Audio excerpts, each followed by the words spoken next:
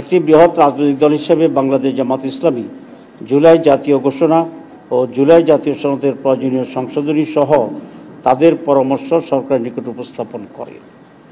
জামাত ইসলামী বরাবরই জুলাই জাতীয় সনদকে আইনগত ভিত্তি দেওয়ার বিষয়ে জোরালো ভূমিকা পালন করে আসছে। জাতির ক্রান্তি লগ্নে ডক্ট্রিন অফ নেসেসিটি হিসাবে অতীতের বিভিন্ন নজির ও উদাহরণ তুলে ধরে জুলাই জাতীয় সনদের আইনগত ভিত্তির বিষয়ে জামাত ইসলামী বারবার তার সিদ্ধান্ত অবস্থান ব্যক্ত করে আসছে। আমরা মনে করি জুলাই জাতীয় সনদের আইনগত ভিত্তি প্রদান ব্যতীত ছাত্র জনতার রক্তের বিনিময়ে অর্জিত অভ্যুত্থান ও তার অর্জন ব্যর্থতায় পর্যবেসিত হতে পারে।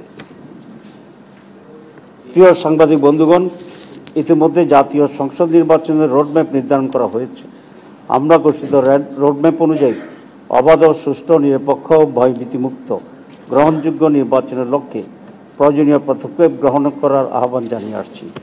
আমাদের অতীত অভিজ্ঞতা অনুযায়ী কালো টাকার ব্যবহার বন্ধ, ভোট কেন্দ্র দখল, পেশি শক্তি প্রদর্শন ও ভোটের বিভিন্ন অনিয়ম ও অপতৎপরতা বন্ধ, কোয়ালিটি সম্পন্ন পার্লামেন্ট এবং দক্ষ আইন প্রণেতা তৈরি সহ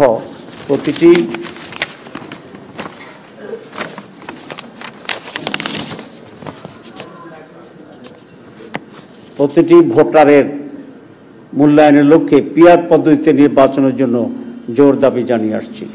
বাংলাদেশের অধিকাংশ রাজনৈতিক দল, বুদ্ধিজীবী, সাংবাদিক, কলামিস্ট, লেখক, গবেষক, শিক্ষাবিদ ও নানা শ্রেণী পেশার মানুষ পিআর পদ্ধতিতে নির্বাচনের দাবির সাথে একমত পোষণ করেছেন। প্রিয় সাংবাদিক বন্ধুগণ, আমরা লক্ষ্য করছি জনগণের দাবিসমূহ কার্যকর করার কোনো পদক্ষেপ গ্রহণ করা হচ্ছে না।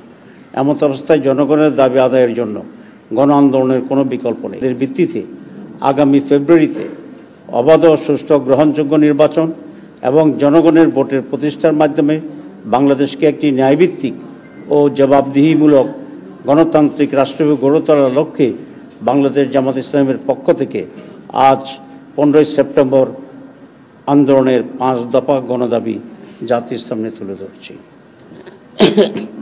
দাবিসমূহ: জুলাই জাতীয় সনদের ভিত্তিতে আগামী ফেব্রুয়ারিতে নির্বাচন আয়োজন করা। 2, আগামী জাতীয় নির্বাচনে উভয় কক্ষে পিআর পদ্ধতি চালু করা। 3, অবাধ, সুষ্ঠু ও গ্রহণযোগ্য নির্বাচনের লক্ষ্যে সকলের জন্য লেভেল প্লেইং ফিল্ড নিশ্চিত করা। 4, ফ্যাসিস্ট সরকারের সকল জুলুম, নির্যাতন, গণহত্যা ও দুর্নীতির বিচার দৃশ্যমান করা। 5, স্বৈরাচারের দোসর জাতীয় পার্টি ও 14 দলের কার্যক্রম নিষিদ্ধ করা।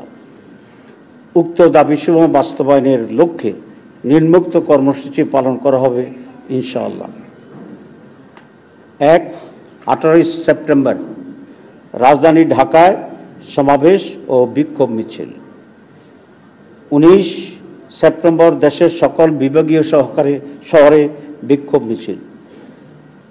26 সেপ্টেম্বর দেশের সকল জেলা উপজেলায় বিক্ষোভ মিছিল। এইসব কর্মসূচি বাস্তবায়নের মাধ্যমে জনগণের দাবি আদায়ের লক্ষ্যে ঐক্যবদ্ধ হওয়ার জন্য আমরা দেশবাসীর প্রতি উদাত্ত আহ্বান জানাচ্ছি। আপনাদের সবাইকে ধন্যবাদ জানিয়ে আমার বক্তব্য শেষ করছি।